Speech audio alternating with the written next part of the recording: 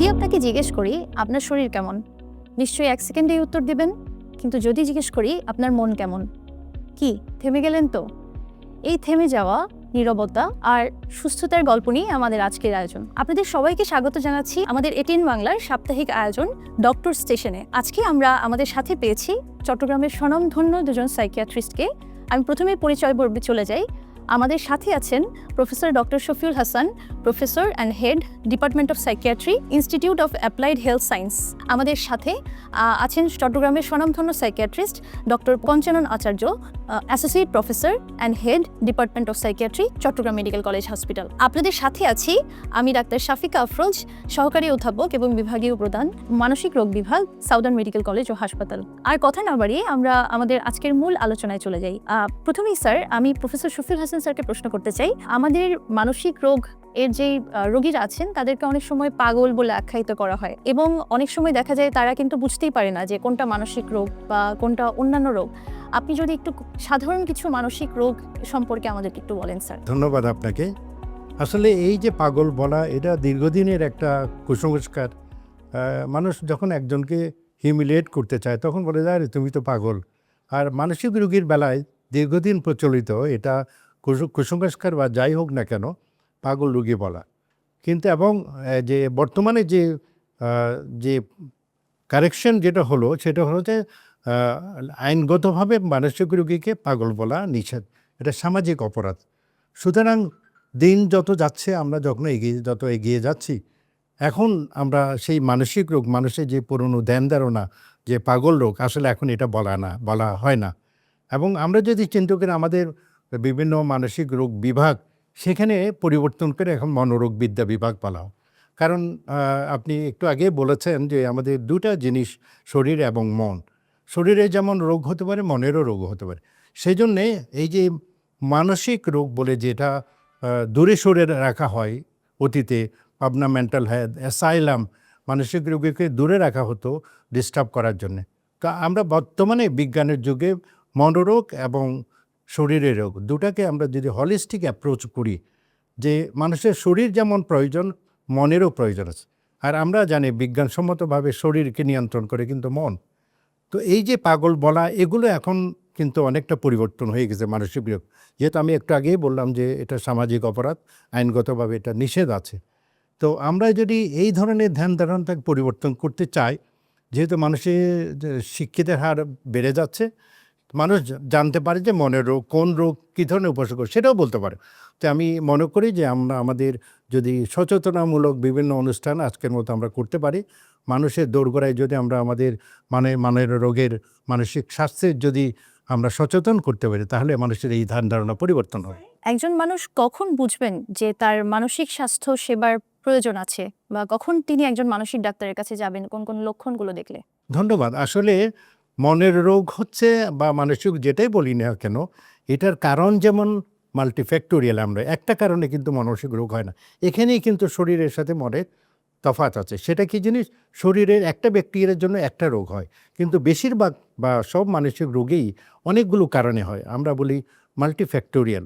সুতরাং এই যে ফ্যাক্টরগুলো যদি আমরা জানতে পারি কী কারণে রোগটা হচ্ছে, তাহলে আমাদের বুঝতে সহজ হবে এটা কোন ধরনের মানসিক রোগ। এবং অ্যাপ্রোচটা হবে, আমরা ডায়াগনোসিস করতে গেলে আমরা দুইটা জিনিস দেখি। একটা হচ্ছে উপসর্গ, রোগীর উপসর্গ, আর একটা হলো রিলায়েবল গার্জিয়ান যদি থাকে তাদের ইনফরমেশন। তবে এখানে মনে রাখতে হবে যে মনের রোগের বহিঃপ্রকাশ শরীরের মাধ্যমে হয়। যেমন একটা অ্যাংজাইটি ডিসঅর্ডার রোগ, শরীরের মধ্যে বিভিন্ন রকম উপসর্গ। সেজন্য আমাদের মনে রাখতে হবে মানসিক রোগের শারীরিক উপসর্গ হতে পারে, আবার মানসিক উপসর্গ হতে পারে, যেমন বিষণ্ণতা, মন খারাপ। তাহলে এই দুইটার কম্বিনেশনে কিন্তু মানুষের মানসিক রোগ ধরা পড়ে। যারা চিকিৎসা নিতে ভয় পান বা লজ্জা পান, তাদের উদ্দেশ্যে স্যার আপনি যদি কিছু বলতেন। আসলে এই যে ভয় ভীতি, এটার কারণ হচ্ছে দীর্ঘদিন থেকে মানুষের মধ্যে একটা লালিত ধারণা, সেটা হচ্ছে মানসিক রোগ বলে বা পাগল বলে মানুষকে আলাদা করা হতো সমাজ থেকে। এই যে একটা দীর্ঘদিন ওষুধ চালানো, এগুলোর মধ্যে কারণে মানুষের মধ্যে একটা ভয় চলে আসছে অনেক দিন থেকে। সেই জন্য মানসিক বিশেষজ্ঞের কাছে যেতে চাইতো না, মানসিক রোগ বিভাগেও যেতে চাইতো না। কারণ সোশ্যাল স্টিগমা, আমাকে পাগল বলা হবে বা আমি সমাজে মানুষ কেমন করে আমাকে দেখবে, এইসব কারণে যে ভয়ভীতির সৃষ্টি, যেমন শুধু আমরা সিজোফ্রেনিয়া দিয়ে তো আর মানসিক রোগ বলা যাবে না। সব রোগ যেমন ডিপ্রেশন আছে, অ্যাংজাইটি, অনেক ধরনের লঘু মানসিক রোগ, গুরুতর মানসিক রোগ, দুটাই ভাগ আছে। তাহলে আমরা এই যে মানুষের রোগ সম্পর্কে যদি মানুষের কাছে ধারণা পৌঁছাই দিতে পারি, তাহলে মানুষের ভয়ভীতি চলে আসবে। আর আমরা যদি মানুষকে আসার জন্য, চিকিৎসা করার জন্য আমরা যদি রোগীবান্ধব চিকিৎসক তৈরি করতে পারি, তাহলে মানুষের ভয়ভীতি কেটে যাবে। আসার রাস্তাটাকে সহজ করতে হবে। এই সহজ করার উপায় হচ্ছে মানুষের মধ্যে রোগ সম্পর্কে, মনের রোগ সম্পর্কে সচেতনতা বৃদ্ধি করা। তাহলে আমি মনে করি যে মানুষের ভয়ভীতি কেটে যাবে। সবগুলো রোগেই আমরা সাধারণত দেখি যে পরিবারের একটা ভূমিকা আছে বিভিন্ন রোগে, যেমন কনভার্সন ডিসঅর্ডার বা মানসিক চাপের শারীরিক লক্ষণ, কিংবা সিজোফ্রেনিয়া, কিংবা অন্যান্য রোগ যেমন বাইপোলার ডিসঅর্ডার। মানসিক রোগের প্রত্যেকটা জায়গায় পরিবারের একটা গুরুত্বপূর্ণ ভূমিকা আছে। আপনি সেই জায়গায় যদি স্যার একটু আলোকপাত করতেন যে কিভাবে পরিবার এই রোগীগুলোর যত্ন নিতে পারে। ধন্যবাদ আপনাকে। আসলে আমরা স্বাস্থ্য বলতেই বোঝাই শারীরিক, মানসিক, সামাজিক আর ধর্মীয় স্বাস্থ্য, এই চারটার কম্বিনেশন মানুষের স্বাস্থ্য। এখানে সামাজিক কথাটা এই জন্য বলা হচ্ছে কারণ মনের রোগটা মনকে সুস্থ রাখা এবং মনের রোগকে প্রতিরোধ করা অথবা মনের রোগের চিকিৎসা করার জন্য পরিবেশ একটা গুরুত্বপূর্ণ ভূমিকা পালন করে। শরীরকে চার দেওয়ালের মধ্যে আটকে রাখা যায়, কিন্তু মনকে আটকে রাখা যায় না। তাহলে এখানে বড় ভূমিকা সমাজ বলতে আমরা বুঝি সাইকোলজি, সেটা হচ্ছে ঘর থেকে শুরু করে বাইরে। ঘর থেকে আমি ঘরের পরিবারের সদস্যরা, বাইরে ধরেন সেই ছাত্র যদি ছাত্রী হয় তাহলে স্কুল কলেজের পরিবেশ। ৩ নম্বর হচ্ছে সে যদি কোনো পেশায় থাকে পেশার পরিবেশ। এই যে সব পরিবেশের কথা, পরিবেশের একটা গুরুত্বপূর্ণ ভূমিকা হচ্ছে মানসিক রোগ হওয়া, মানসিক স্বাস্থ্য সুস্থ রাখার জন্য। তাহলে আমাদের ঘরে মানুষরা যদি মানে স্বাস্থ্য সম্পর্কে গুরুত্ব না দেয়, তাহলে একটা রোগীকে ভালো করার জন্য যে ভূমিকা থাকাটা দরকার, আমরা বলি ফ্যামিলি সাপোর্ট, এই সাপোর্ট না থাকলে মন সুস্থ রাখা যাবে না, মানসিক রোগকেও সুস্থ করা যাবে। সেই জন্য পরিবারের অনেক বড় ভূমিকা এবং সমাজেরও এখানে অনেক গুরুত্বপূর্ণ ভূমিকা আছে। এখন আমরা চলে যাচ্ছি আমাদের চট্টগ্রামের একজন বিশিষ্ট সাইকিয়াট্রিস্ট, যিনি বিভিন্নভাবে আমাদের চট্টগ্রামের বিভিন্ন মানসিক স্বাস্থ্যের গবেষণা কার্যের সাথেও যুক্ত। তিনি বিভাগীয় প্রধান হিসেবে আছেন মানসিক রোগ বিভাগ, চট্টগ্রাম মেডিকেল কলেজ হাসপাতাল। অনেক সময় স্যার আমরা দেখি যে মানসিক সমস্যা এবং মানসিক রোগ দুটো কিন্তু আলাদা বিষয়। অনেক সময় রোগীরা মানসিক ডাক্তারের কাছে সমস্যা নিয়ে আসতে চায় না, যে তারা মানসিক রোগী কিনা এই বিষয়টা মানতে চায় না। আমার প্রশ্ন থাকবে যে মানসিক সমস্যা আর মানসিক রোগ এই দুটোর মধ্যে যদি পার্থক্যটা স্যার একটু বলেন। ধন্যবাদ। এটা খুবই সুন্দর একটা প্রশ্ন। মানসিক সমস্যা এবং মানসিক রোগ এই দুটোর মধ্যে যে একটু পার্থক্য আছে সেটা আসলে আমাদের অধিকাংশ মানুষেরই ধারণার মধ্যে নেই। মানুষ মনে করে যে মানসিক রোগ বিশেষজ্ঞের কাছে যাওয়া মানে হচ্ছে মানসিক রোগ থাকতে হবে বা মানসিক রোগ তৈরি করে দেওয়া হবে, যে ওনাদের কাছে গেলেই কোনো না কোনো একটা ডায়াগনোসিস আসলে হয়ে যাবে। তবে WHO যে একটা ওদের পিরামিড করে আকারে বুঝিয়ে দিয়েছে যে এখানে বিভিন্ন স্তর আছে। প্রথমত যেটা আমরা বলি মানসিক মেন্টাল ডিসফোরিয়া বা মেন্টাল ডিস্ট্রেস, মানসিক অশান্তি, অস্থিরতা টাইপের একটা বিষয়। এর উপরের ধাপটাই হচ্ছে মানসিক সমস্যা বা মেন্টাল হেলথ প্রবলেম। তার উপরের ধাপ এবং সর্বশেষ ধাপটা হচ্ছে মেন্টাল ডিসঅর্ডার বা মানসিক রোগ। তো মানসিক সমস্যা বলতে আমরা যেটা বুঝি বা বিভিন্ন বিষয়ে আমাদের আচার আচরণে, চিন্তায় বিভিন্ন ধরনের অসঙ্গতি থাকতে পারে, যেগুলো আমরা বুঝি, মানি এবং চেষ্টা করি পরিবর্তন করতে, কিন্তু পারছি না। যেমন অনেকে হচ্ছে রাগ নিয়ন্ত্রণ করা নিয়ে একটা সমস্যা থাকতে পারে, যে অল্পতেই রেগে যান। উনি বুঝেন যে না, আমাদের পরিবারে ছিল, বংশে ছিল, এখন আমারও এরকম হচ্ছে, কিন্তু আমি আসলে অনেক চেষ্টা করি, কন্ট্রোল করতে পারি না। এই যে বিষয়টা রাগ নিয়ন্ত্রণ, সেটা কিন্তু একটা মানসিক সমস্যা, এটা কোনো রোগ না। আবার হতে পারে যে সামাজিক যে একটা দক্ষতা, অনেকের সেটা থাকে না। আমরা বলি সোশ্যাল স্কিল, যে মানুষের সামনে গিয়ে কথা বলা, নিজের বক্তব্যটাকে সুন্দরভাবে উপস্থাপন করা, এই বিষয়গুলোতে তার ঘাটতি থাকে। তখন এটাকে আমরা বলছি মানসিক স্বাস্থ্য সমস্যা, মানে মানসিক সমস্যা, এটাও কোনো রোগ না। এছাড়া থাকতে পারে স্ট্রেস কোপিং অ্যাবিলিটি, অর্থাৎ হচ্ছে মানসিক চাপ নিয়ন্ত্রণের যে অক্ষমতা বা দুর্বলতা। যে একটা পরীক্ষা আসলে আমি আসলে চাপটা নিতে পারছি না, তখন দেখা গেল যে খিঁচুনি হয়ে যাচ্ছে, অজ্ঞানের মতো হয়ে যাচ্ছে, অনেকক্ষণ অজ্ঞান থাকছে। আমরা বলি ফিট অ্যাটাক, যেটা আসলে মূলত কনভার্সন ডিসঅর্ডার, আগের দিনে হিস্টেরিয়া রোগ বলা হতো। কিন্তু এই যে মূল ঘটনাটা, যেটা আমি হচ্ছে মানসিক চাপ নিতে পারি না, এটাকে আমরা বলছি মানসিক সমস্যা। আর যখন আমরা মানসিক রোগ বলবো, তখন আসলে অনেকগুলো সুনির্দিষ্ট ক্রাইটেরিয়া লাগে, যেগুলো বৈজ্ঞানিক গবেষণা থেকে উঠে আসা ক্রাইটেরিয়া বা নির্দেশনা। এই বৈশিষ্ট্যগুলো থাকতে হয়। তবে প্রধান ৩টা বৈশিষ্ট্য অবশ্যই থাকতে হবে একটা মানসিক রোগ বলতে, যে প্রথমত তার একটা সুনির্দিষ্ট ডিউরেশন, মানে নির্ধারিত সময় লাগবে, দুই নম্বর হচ্ছে কিছু সিমটমস লাগে, নির্ধারিত কিছু সিমটমস থাকতে হয়। আর হচ্ছে আমার কর্মক্ষেত্রে যে কোনো জায়গায় এখানে অসুবিধা তৈরি করতে হবে, যেটা আমার ব্যক্তিগত, ব্যক্তিক অথবা হচ্ছে সামাজিক, পেশাগত বিভিন্ন জায়গায় সমস্যা তৈরি করছে। আমরা যদি সংক্ষেপে একটা উদাহরণ দিয়ে বলি যে বিষণ্ণতা রোগ, সেটা হতে হলে যেমন ২ সপ্তাহ বা তার বেশি সময় লাগবে। এটা হচ্ছে একটা ক্রাইটেরিয়া। ২ নাম্বার হচ্ছে যে ৯ ধরনের লক্ষণের মধ্যে অন্তত ৫ ধরনের লক্ষণ থাকতে হবে। আর থার্ড যে বৈশিষ্ট্যটা আমরা বললাম, তৃতীয়, সেটা হচ্ছে যে উনার ক্ষতি হতে হবে। যেমন উনি নিজস্ব যে জীবনযাপনে যে ভালো থাকা, কোয়ালিটি অফ লাইফ, যেটা আনন্দে থাকা, সেটা না হওয়া, হয়তো অন্যদের সাথে সবসময় খিটিমিটি লেগে থাকা, উনি যে কাজ করেন সেখানে আগ্রহ না পাওয়ার কারণে উনার কর্মদক্ষতা হ্রাস পাওয়া, এ ধরনের বিষয়গুলো করতে থাকে। তো সেজন্য সংক্ষেপে যদি একবারেই বলি যে মানসিক সমস্যা মানে যে কোনো ধরনের ব্যক্তিগত সমস্যা, আচরণগত সমস্যা হতে পারে, ব্যক্তিত্বজনিত সমস্যা হতে পারে, যেখানে আমি ছোটখাটো বিষয়কে সমাধান করতে পারছি না। প্রতিদিনের যে বিষয়গুলোকে সমাধান করতে পারছি না। আর মানসিক রোগ বলতে গেলে কিন্তু একেবারে বৈজ্ঞানিকভাবে প্রতিষ্ঠিত কিছু বৈশিষ্ট্য ধারণ করলেই তখন আমরা সেটাকে মানসিক রোগ বলি বা বলা যাবে। স্যার, অনেক সময় দেখা যায় যে এই মানসিক সমস্যা বা মানসিক রোগগুলোর কিছু শারীরিক লক্ষণও দেখা যায় এবং ওই শারীরিক লক্ষণগুলো নিয়ে হয়তো ওনারা অন্যান্য সব ডিসিপ্লিনের ডক্টরদেরকে দেখাচ্ছেন, যেমন হয়তো মেডিসিন ডক্টর, নিউরোমেডিসিন, নিউরোসার্জারি অথবা গাইনি ডক্টর দেখাচ্ছেন, কিন্তু ওনারা মানসিক ডাক্তারের কাছে আসছেন না কুসংস্কার বা অন্য কোনো কারণে। তো সেক্ষেত্রে স্যার কি কি ক্ষতি হতে পারে যে যদি লং টার্ম এই রোগগুলো নিয়ে ওনারা থেকে যান এবং অন্যান্য ডিসিপ্লিনের ডক্টরদের কাছে যান কিন্তু মানসিক রোগের চিকিৎসাটা না নেন? ধন্যবাদ। এটাও খুবই সুন্দর এবং গুরুত্বপূর্ণ প্রশ্ন। আমরা প্রায় সময় দেখি যে কিছু রুগী বছরের বছর আসলে চিকিৎসা নিয়ে যাচ্ছেন বিভিন্ন জায়গায়। উনারা কিন্তু চেষ্টার ত্রুটি রাখছেন না। কিন্তু সমস্যা হচ্ছে যে কারণটাকে যদি আমরা দূর না করি তাহলে তো কখনো সমাধান ফলাফলটা আসবে না।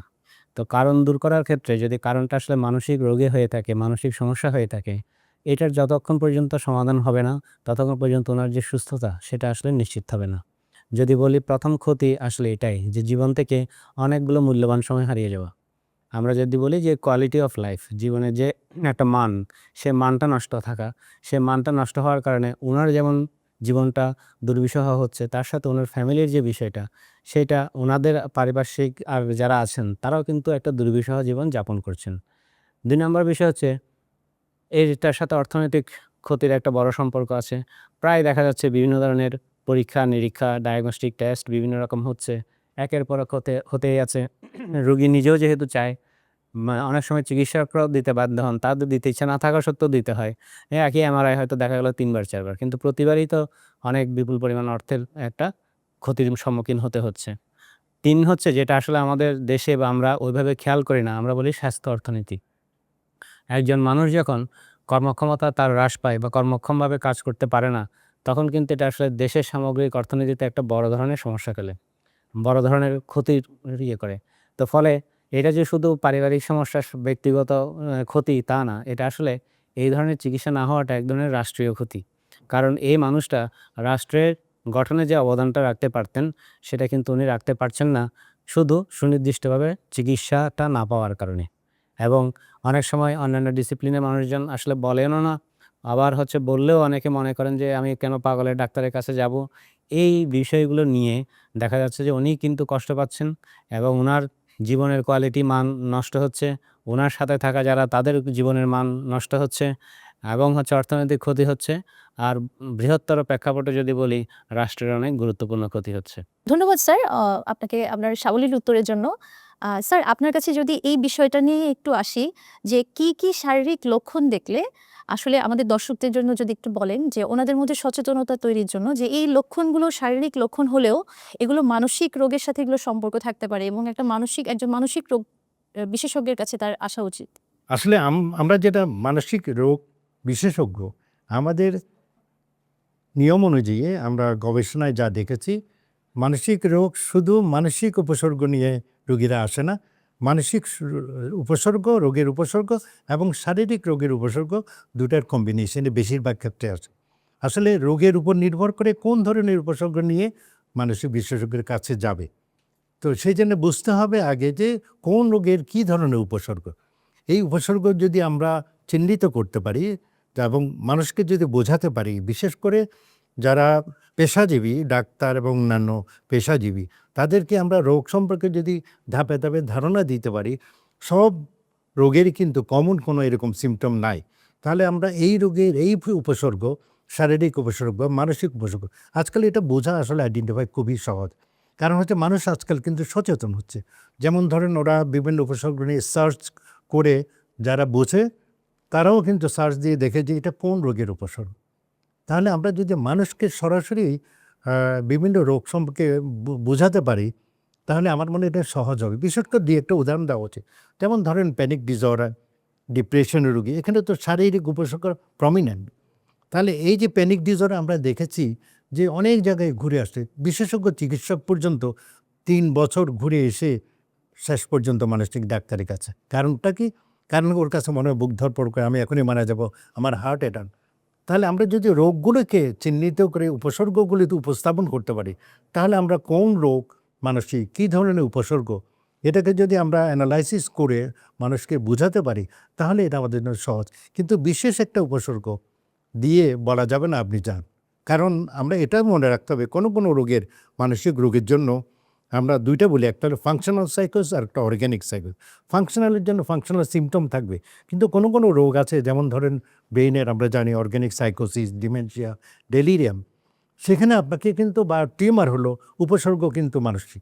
তাহলে সেখানে আমাদের অর্গ্যানিসিটি এক্সক্লুড করতে হবে by the symptom and by investigation, relevant investigation করে আমাদের অর্গ্যানিক সাইডটাকে এক্সক্লুড করতে হবে। তখনই আমাদের জন্য ডায়াগনোসিস করা সহজ হবে।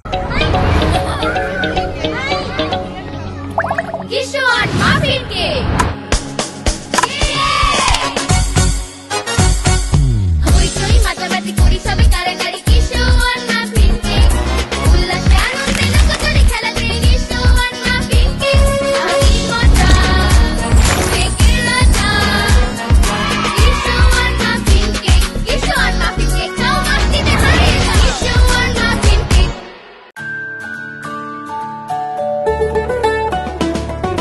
কিশোয়ান পাস্তা, ইয়াম্মি কিশোয়ান পাস্তা, আজ হবে সবার ফেভারিট নাস্তা।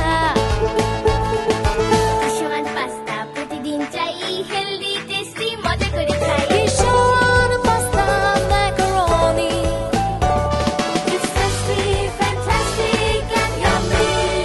মায়েদের আস্থা কিশোয়ান পাস্তা। একজন প্রতিপক্ষহীন দাবা খেলে দুনিয়া উদ্ধার করছেন, রাজকন্যা ফেসবুকিং করছেন, এদিকে রাজপুত্র উনি সুর সম্রাট হবেন, আর আমি নিয়োজিত সবার খেদমতে, সব দায়িত্ব যেন আমার। মজা। জোস। একা একা দাবা খেলা গেলেও এই স্বাদের নুডলসকে একা খাওয়া যায়? কিশোয়ান চিকেন নুডলসের প্রতিটি স্টিক তৈরি হয় এমনই ভালোবাসা দিয়ে। কিশোয়ান চিকেন নুডলস, স্বাদের নুডলস। 2 বলে 6 রান, কিন্তু না, ব্যাটসম্যান পরাস্ত। কিশোয়ান ফ্রুটেক্স, ফ্রুটে ভরা ফ্রুটেক্স, ম্যাঙ্গো আর অরেঞ্জ, ফ্রেশ মিঠাই শক্তি বাড়ায়, মুডটা করে চেঞ্জ। কিশোয়ান ফ্রুটেক্স, আম ও কমলার দুটি ভিন্ন ফ্লেভারে ভিটামিন সমৃদ্ধ কিশোয়ান ফ্রুটেক্স। কিশোয়ান ফ্রুটেক্স।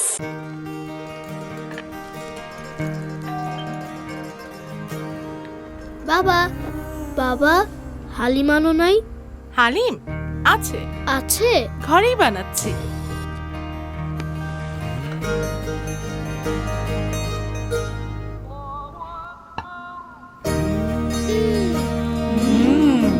কিশোয়ান হালিম মিক্স। ইফতারের পুরো মজা লুটতে কিশোয়ান হালিম মিক্স। যেমন টেস্ট তেমন বেস্ট।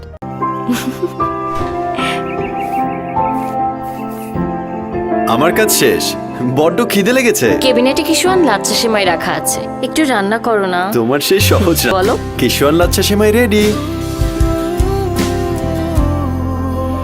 মিষ্টি মিষ্টি দুষ্টুমি, বেলা আমি তুমি কাছে জানি, তবুও আরো কাছে টানি। কিশোয়ান লাচ্ছা সেমাই, ঝটপট পুষ্টি।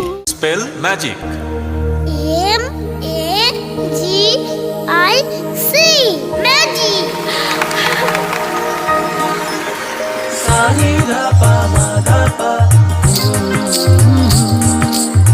সুস্বাদু পুষ্টিকর কিশোর নুডলস একমাত্র নুডলস যা পরিবারের সুষম খাদ্য নিশ্চিত করে আর নিশ্চিত করে আপনার বেড়ে ওঠা সন্তানের সুন্দর ভবিষ্যৎ। কিশোর নুডলস, মমস ম্যাজিক। এমনকি স্যার আমাদের অনেক দর্শকদের মধ্যে অনেকেই বা অনেক সাধারণ মানুষ কিন্তু এটাও বুঝতে পারে না যে খিঁচুনিও কিন্তু একটা মানসিক রোগের উপসর্গ হতে পারে। মানসিক চাপ থেকেও কিন্তু খিঁচুনি, কোনো একদিক অবশ হয়ে যাওয়া, বুক ধড়ফড় করা, হঠাৎ করে কোনো জায়গায় ব্যথাও কিন্তু মানসিক রোগের কারণেও হতে পারে। শরীরের বিভিন্ন জায়গায় উপসর্গেই মানসিক রোগের যে একটা ভূমিকা আছে, এটা কিন্তু অনেক সময় আমাদের সাধারণ মানুষরা বুঝতে পারেন না। স্যার আমার পরবর্তী প্রশ্ন হচ্ছে, আমাদের recent national institute of mental হেলথের একটা গবেষণা বলছেন যে মাত্র আমাদের যত মানসিক রোগ আছে এর মধ্যে 1% মানুষ শুধুমাত্র মানসিক রোগের ডাক্তারের কাছে আসেন, এবং সেখানে প্রথমে যেই জিনিসটার কথা বলা হয়েছে যে 44%ই চলে যান কবিরাজ, ঝাড়ফুঁক কিংবা ওঝা, বৈদ্য ওনাদের কাছে। হ্যাঁ, সো সেক্ষেত্রে দেখা যায় যে যেসব রোগগুলো আছে আমাদের, যে কানে কথা শোনা, সন্দেহ করা, অস্বাভাবিক আচরণ করা, অস্বাভাবিক ব্যবহার করা বা অস্বাভাবিক কথাবার্তা বলা, এই ধরনের রোগগুলো কিন্তু আমরা যদি ওষুধ দিই তাহলে চিকিৎসা হতে পারে। তো এই রোগগুলোর জন্য যদি মানসিক ডাক্তারের কাছে না আসে তাহলে কি ধরনের ক্ষতি হতে পারে এই রোগীদের? আপনি যদি সেই বিষয়ে একটু আলোকপাত করেন স্যার। ধন্যবাদ আপনাকে। আসলে মানসিক রোগের সংখ্যা সারা বিশ্বে কিন্তু জ্ঞানীধিক হারে বেড়ে যাচ্ছে। এটা কারণ হচ্ছে মানসিক চাপ। আমরা জানি যে মানসিক চাপ হচ্ছে অন্যতম একটা ইটিওলজিক্যাল ফ্যাক্টর, যার কারণে শারীরিক রোগ যেমন বেড়ে যাচ্ছে, যেমন ধরুন ডায়াবেটিস, প্রেশার, মানসিক চাপে বেড়ে যাচ্ছে, ঠিক মানসিক রোগগুলো, ডিপ্রেশন বা অন্যান্য রোগ অনেক দ্রুত বেড়ে যাচ্ছে। সেই জন্য মানসিক রোগীর এই যে বার্ডেন, ডিজিজ বার্ডেন, এটা আসলে আমাদের স্বল্প সংখ্যক মানসিক রোগ বিশেষজ্ঞ দিয়ে অথবা আমাদের টিম ওয়ার্ক দিয়ে সমাধান করা কঠিন। তারপরেও অনেক রোগীরা কিন্তু সোশিও কালচারাল কারণে মানুষ চলে যায়। যেমন ধরেন জিনের কথা বলে বা অন্যান্য যে উপসর্গগুলো নিয়ে যায়, আধ্যাত্মিক আমরা যেটা বলি রিলিজিয়াস থেরাপির জন্য যায়, সেটা আমরা ট্রেডিশনাল হিলার বলি। এটা আসলে বন্ধ করা কঠিন, কারণ যেই ভাবে রোগ বেড়ে যাচ্ছে সেই সংখ্যক মানুষের বিশেষজ্ঞ নাই, অথবা হাসপাতাল সরকারি, ডক্টর পাঞ্চানা আছে উনি জানেন, এত রোগী হচ্ছে ওনাদের সামাল দেওয়া কঠিন হয়ে যাচ্ছে। বেসরকারিভাবে তো প্রাইভেট শুধু মানসিক রোগ বিভাগ খুবই কম আছে। তাহলে এই যে রোগীগুলি কোথায় যাবে? তারা নিয়ারেস্ট কোনো ট্র্যাডিশনাল হিলারের কাছে যায়। কোনো কোনো ক্ষেত্রে, যেমন ধরেন আমাদের ডক্টর পঞ্চানন আচার্য যেটা বললেন যে কনভার্সন ডিসঅর্ডার, আমরা জানি এটা এমন একটা রোগ, শারীরিক উপসর্গ নিয়ে আসে, পড়ে যাচ্ছে হঠাৎ করে, অবশ্যই যাচ্ছে, কিন্তু মানুষ জানে না। অবশ্যই তো প্যারালাইসিস, নিউরোমেডিসিন ডাক্তার, কিন্তু মানসিক রোগের কারণে যে প্যারালাইসিস হতে পারে, মুখ বাঁকা হয়ে যেতে পারে, চোখ অন্ধ, মনও দেখি না, কানে শুনে না, কথা বলে না, এটা মানুষ অনেকে জানে না।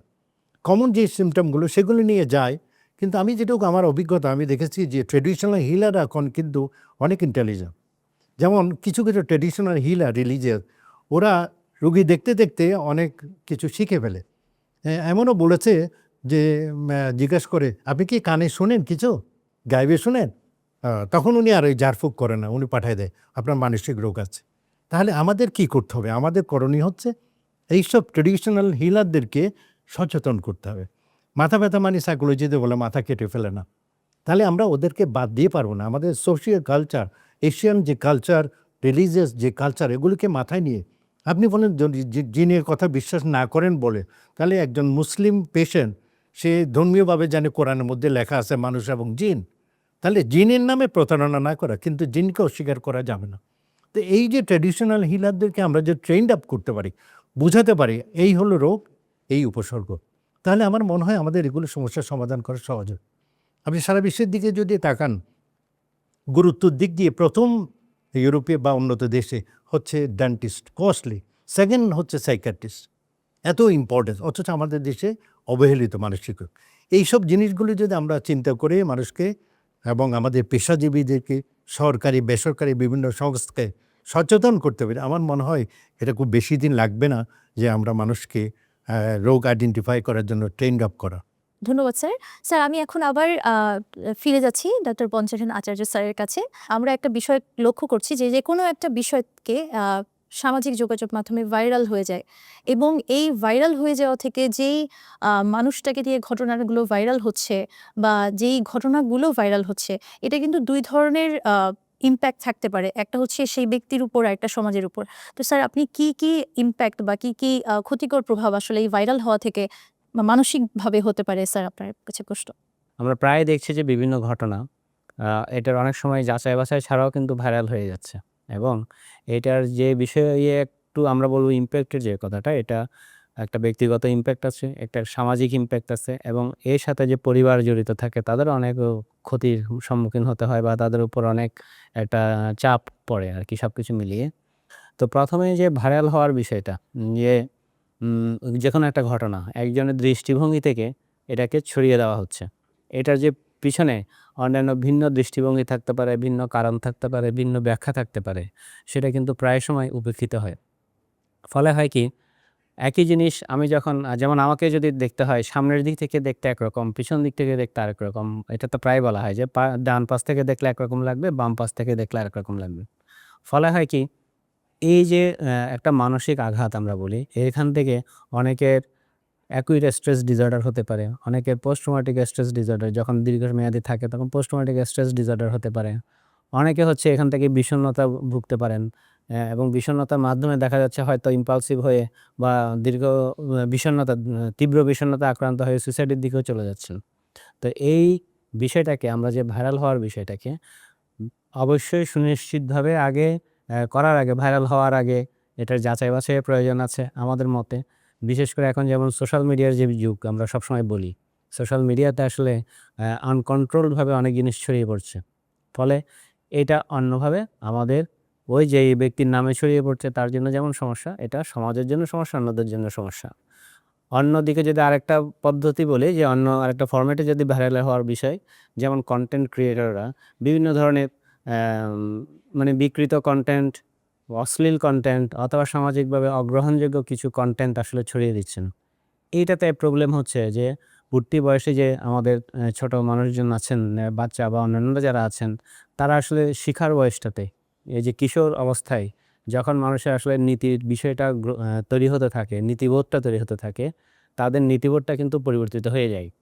তারা সাধারণত আমরা যেটাকে খুব বেশি প্রশংসা করি, ভাইরাল হওয়াটাকে যদি প্রশংসার দিকে নিয়ে যায়, যে হ্যাঁ ভাইরাল হওয়া মানে আসলে বিখ্যাত হওয়া, প্রশংসিত হওয়া, তখন হবে কি, ওরা ওই ধরনের কন্টেন্টগুলোতে যে নীতিটা থাকে বা ওই ধরনের যে বিষয়গুলো থাকে ওইদিকেই ঝুঁকে পড়বে। ফলে হচ্ছে কি, আমাদের সামাজিক যে মূল্যবোধ সেটা কিন্তু অবক্ষয় ঘটছে। পারস্পরিক যে শ্রদ্ধাবোধের বিষয়টা, সেটার অনেক অবনতি ঘটেছে। আমরা অন্যের পরামত সহিষ্ণুতা আমরা বলবো যে প্রায় শূন্যের কাছাকাছি চলে আসছে, হয়তো সামনে আরও খারাপের দিকেই যাবে বিষয়টা। যে পরামতকে আসলে নেওয়াটা, অন্যের মতামতটাকে অন্যের মতো করেই চিন্তাভাবনা করা, আমি সেটা অ্যাকসেপ্ট নাই করতে পারি, কিন্তু তার প্রতি যে একটা ঘৃণার আবহ তৈরি করা, এই বিষয়গুলো কিন্তু আমাদের কিশোর সমাজে এখন তীব্রভাবে ছড়িয়ে পড়ছে এবং হচ্ছে কি, বিভিন্ন ধরনের আচরণগত অসঙ্গতি তৈরি হচ্ছে। যেমন আমরা বলি কিশোর গ্যাং, এই যে কিশোর গ্যাংয়ের কালচারটা, এই যে কিশোর গ্যাংয়ের যে বিষয়টা, এটা কোথা থেকে আসছে? এই একটা হিরোইজম, একটা নকল হিরোইজম তৈরি করা হচ্ছে। এইভাবে চুলের একটা ইয়ে করতে হবে, চুল মোছড়ায় একটা ভিডিও দিতে হবে, এরকম একটা করতে হবে, একটু বিশ্রী গালিগালাজ করতে হবে, অল্প কথায় চড়থাপ্পড় মারতে হবে, এইভাবে থামিয়ে দেওয়ার যে বিষয়টা, তখন হচ্ছে কি, এই আসলে কিশোর গ্যাংকে এই জায়গাতে উদ্বুদ্ধ করছে। তারা এই পাওয়ারটা চায়। এখন এইটার সুযোগ নিয়ে যখন আমাদের বিভিন্ন অসামাজিক মানুষজন আছেন যারা অসামাজিক কার্যকলাপে জড়িত, তারা কিন্তু এদেরকে ব্যবহার করছেন। তাহলে এই ভাইরাল হওয়ার বিষয়ের কারণে আসলে দেখা যাচ্ছে যে একটা যদি ব্যক্তিগত বিষয় নিয়ে, পার্সোনাল ইস্যু, একেবারে ব্যক্তিগত ইস্যু, সেটাকে যদি ছড়িয়ে দেওয়া হচ্ছে, তখন হচ্ছে ওই মানুষটা কিন্তু তার পারিবারিকভাবে সব দিক থেকে ডিসরাপ্টেড হচ্ছেন। আর একটা হচ্ছে যে তা আমাদের সামাজিক মূল্যবোধের দিনে দিনে অবক্ষয় ঘটছে, আমাদের পরমত সহিষ্ণুতা দিনে দিনে নষ্ট হচ্ছে। মানুষের মধ্যে যে একটা, সমাজের মধ্যে যে একটা বৈচিত্র্য, সেটা কিন্তু ভিন্নতা আর থাকা সম্ভব হচ্ছে না, কারণ সবাই আসলে একটা বেঁচে থাকার বিষয়, ভালোভাবে থাকার বিষয়, নিরাপদ থাকার বিষয়কে প্রেফার করে। ফলে হচ্ছে কি, এই বৈচিত্র্যের বিষয় কিন্তু আস্তে আস্তে কমে যাচ্ছে। স্যার যেহেতু সামাজিক যোগাযোগ মাধ্যমের বিষয়টা এসেই গেল আমাদের, আমরা ফেসবুক, ইউটিউবে এটা খুব ইতিবাচক যে আমরা এখন ফেসবুক, ইউটিউবে অনেক অভিজ্ঞদের পরামর্শ ঘরে বসেই দেখতে পারি, অনেক অভিজ্ঞ ডাক্তারের পরামর্শ দেখতে পারি।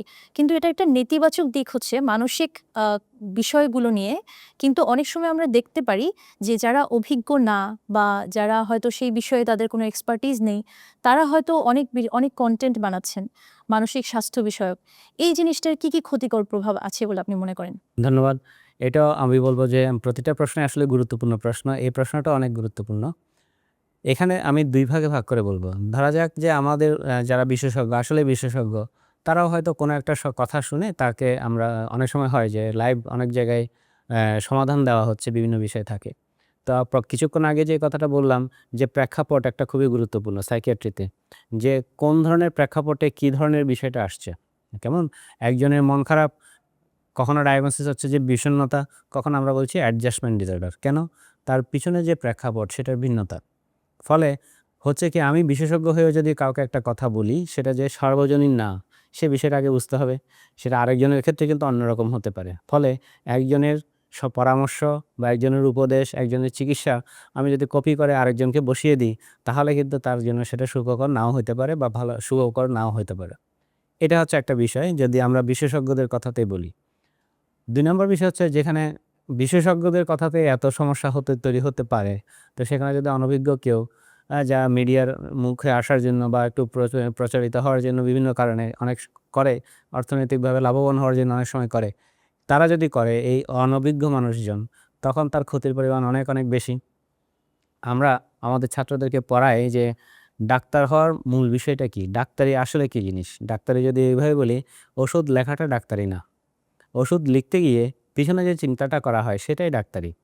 কেমন? ওষুধ হচ্ছে ফার্মেসির দোকানদারও জানে, আমার চেয়ে অনেক বেশি জানে যে কোন কোম্পানির কত হাজার কোম্পানি আছে, কোন কোম্পানির কী ওষুধ আমি জানি না। আমার কিছু থাকে, আমি ওদেরই কাজ চালাই। কিন্তু এই ওষুধ লেখাটা ডাক্তারি না, ওষুধ লেখার পিছনে যে চিন্তা সেটাই ডাক্তারি। এবং এটার কারণে আর একটা বিষয় আমরা বলি মেডিকেল ইথিক্স।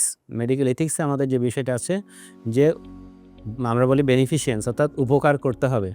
২ নম্বর হচ্ছে নন মেলফিশিয়েন্স, ক্ষতি করা যাবে না, খুবই গুরুত্বপূর্ণ। এবং এই বিষয়গুলো আমরা নিশ্চিত করতে পারি বলে আমরা এটাতে লাইসেন্স প্রাপ্ত হই। তো এটা যখন অন্যরা সেই বিষয়টা থাকে না, তখন তাদের কথাই ক্ষতির অনেক বিষয়গুলো থাকতে পারে। ধন্যবাদ স্যার, আপনার প্রশ্নের উত্তরের জন্য অনেক বেশি ধন্যবাদ জানাই প্রফেসর শফিউল হাসান স্যার এবং ডক্টর পঞ্চনন আচার্য স্যারকে আমাদের সাথে আজকে এই আলোচনায় সময় দেওয়ার জন্য। পরবর্তী অনুষ্ঠান দেখার আমন্ত্রণ জানিয়ে আজকে এখানেই শেষ করছি। ভালো থাকুন, সুস্থ থাকুন, মনের যত্ন নিন।